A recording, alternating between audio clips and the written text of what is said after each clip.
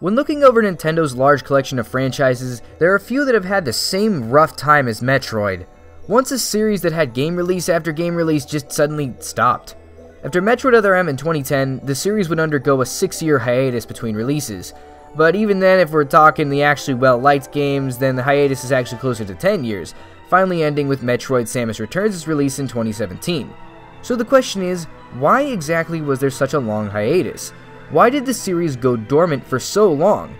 It couldn't have been the critical response. The series has always been popular with the critics, and while Other M and Federation Force certainly weren't the most popular games in the series, fans of the Metroid series certainly weren't quiet about wanting a new, real Metroid game. Heck, that's 90% of the reason Federation Force was received so harshly.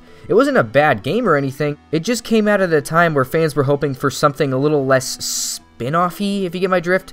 So, with fan demand so high, most people seemed confused as to why exactly this was going on. I mean, these games are popular, right? Does Nintendo just hate the series? Well, no, the reason is a lot more obvious, and yet people weirdly like to just skim over it. The unfortunate truth is that, no matter how loud the Metroid fanbase is, that still doesn't change the fact that Metroid has never really been all that popular. The whole fanbase is often so loud and excitable that it often disguises the bleak reality of the situation.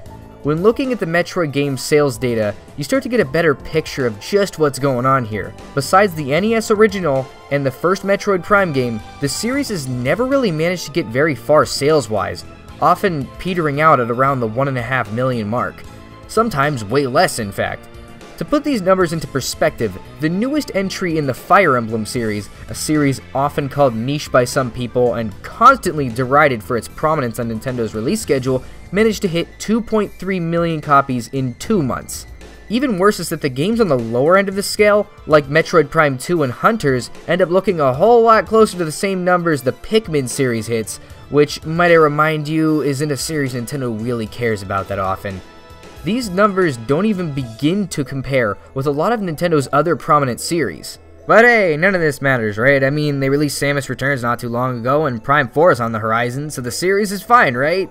Well, no, not at all. Sure, Nintendo is giving the series games again, but it's not likely because of its past sales numbers. Nintendo likely saw the constant fan demand for new Metroid games, and saw the ridiculously large backlash against Federation Force, and assumed, hey, right now might be a good time to give the series another shot. I mean, Fire Emblem managed to go from a series on the brink of death to now one of Nintendo's largest series, so they probably figured that the same could happen for Metroid. Now that's great in theory, but the biggest issue isn't just that the Metroid series has historically not sold crazy numbers. The biggest problem is that despite having a number of entries across the GameCube, Game Boy Advance, DS, and Wii, the series hasn't shown any growth in sales numbers at all. Quite the contrary, there's been a slow but steady decline in sales after Prime 1, with even Prime 3, a game released on a console with a massive audience, not even being able to crack 2 million. It also doesn't help that Japan seems like allergic to Metroid or something, because Metroid has notoriously sold horrendously in Japan for a long time, with the worst offender being Federation Force. Like, jeez, there are games on the Virtual Boy that have sold more than this. That's just sad.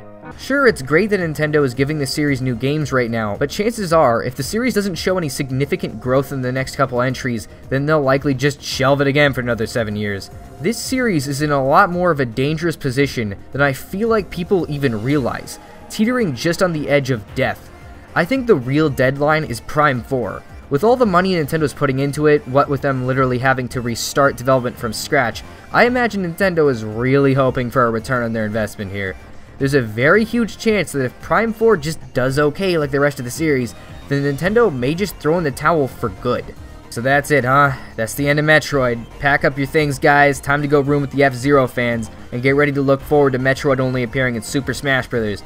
I am so sorry, F-Zero fans. No, I think it's too soon for doom and gloom. In fact, while I think it's going to be a bit of an uphill battle here, I think Metroid can succeed and become one of the big boys, and it won't need waifus to do it. Well, okay, actually, there's like one here, but still, that's besides the point. So how about we get to it then? How can Nintendo help this series grow and save it from the brink of death? Step 1. Actually try releasing games, specifically on the Switch. Samus Returns was certainly a good start, but there's really only so much it could have done to help. While it was this game that got me on board with Metroid personally, it was released on the 3DS at the tail end of its life. The only reason why I played it is because I couldn't afford a Switch, and that's the only thing I had to play. The Switch was already out by this point, and so Samus Returns really wasn't able to drum up nearly as much hype as it needed to. I also want to note that this game came out like 2 years ago. It's been almost complete radio silence on the release front since then. So where do they go from here? Well, I don't know if you've heard of it, but there's this little obscure system Nintendo's been releasing games on called the Switch, and it doesn't really have much in the way of Metroid content.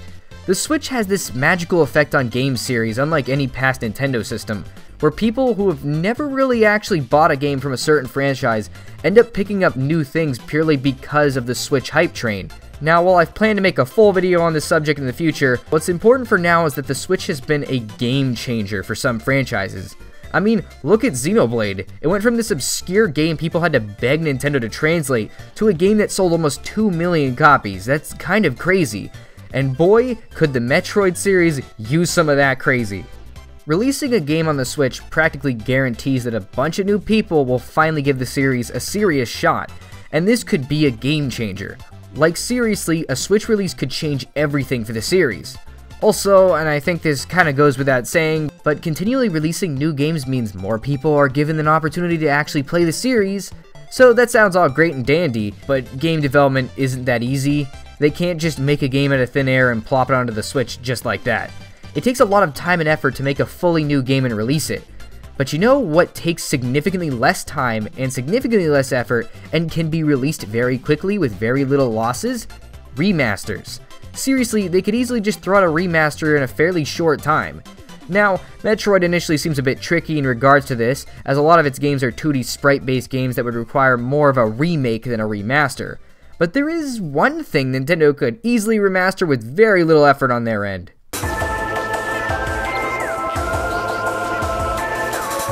The Metroid Prime Trilogy is such an easy choice to remaster. The games are popular, they have a much larger scale to them than most games from their era, making them a much more fitting game for a platform like the Switch, and most importantly, very little even needs to be done to remaster them. They honestly still hold up really well visually, so a few touch-ups and bada bing bada boom, you got an easy Switch release. There's also the idea of making another 2D game, as 2D games tend to take significantly less dev time than a full 3D one. Maybe hire Mercury Steam to make another 2D Metroid game? This could probably prove an easy way to get another Metroid game out within the next couple of years. Alright, so let's say Nintendo has a remaster of the Metroid Prime Trilogy on the way for Switch, alongside maybe a 2D game down the line as well. That certainly will get things rolling, but it doesn't end there. There's still more that needs to be done on Nintendo's end. Like what, you may ask? Well, step 2, actually market these games. This one isn't all that complex to understand. Nintendo just needs to market these games to try and get newcomers in on the action. I mean, the series looks cool enough. It's pretty obvious that it's always going to look cool to outsiders. But marketing doesn't just mean a commercial. It means multiple commercials for every Metroid release. It means giving serious spotlight in Nintendo Directs and on social media. Now, thankfully, the games have already had quite a bit of advanced marketing, as adding Ridley and Dark Samus into Smash will no doubt get a bunch more eyes onto Metroid than previously, but Smash obviously isn't enough on its own. Nintendo needs to put actual marketing muscle behind these games if they ever want them to succeed. Just tossing a trailer onto their channel and posting about it on Twitter on release day isn't enough. It needs the same priority Nintendo has been giving to all of its other releases. But getting eyes on the game isn't enough. Nintendo needs to make sure hands stay on those games. They can do this by Step 3. Giving the games more options for easier accessibility. You can spit on easy modes all you want, but oftentimes they can be a way of making people less scared to play a series. And Metroid, well, it's certainly no Kirby. Oftentimes when I ask people why they won't give Metroid a try, they tell me it's because the games are too daunting. They're scared it might be too hard for them, or that they might just get lost and never find their way. This is where additional accessibility options come in. Samus Returns had the right idea. Give a feature that can help steer you in the right direction while making it also optional for veteran players. Things like this could greatly benefit Metroid, and I certainly don't think adding in an additional easy mode would hurt either. Like seriously, if it gets more people willing to try out Metroid, then I'm all for it. And this doesn't just go for new games, by the way. I don't think adding in a slightly less obtuse hint system to Metroid Prime 1 would hurt all that much, to be honest. Especially in cases like the artifact hunt, which is genuinely really frustrating to do without a guide. I think if Nintendo really follows these 3 steps, they genuinely might be able to get the Metroid series to sell as well as it deserves to. Because regardless of any discussion on sales, the Metroid series genuinely contains some of the most unique games in the entire industry. Its melancholic atmosphere, its eerie tone, its brilliantly designed worlds, there's really nothing else quite like it. And I think this series deserves better because of it. It deserves to be up there with the big boys, so we can only hope that Nintendo can follow through here. But hey, maybe you're looking for more Metroid right now. Well, why not check out my 3 videos analyzing Metroid NES, Metroid 2, and Super Metroid? That might help. Hey, maybe I should get back to that whole thing. I mean, I still need to do Metroid Fusion. I mean, we'll see. Probably soon. Maybe.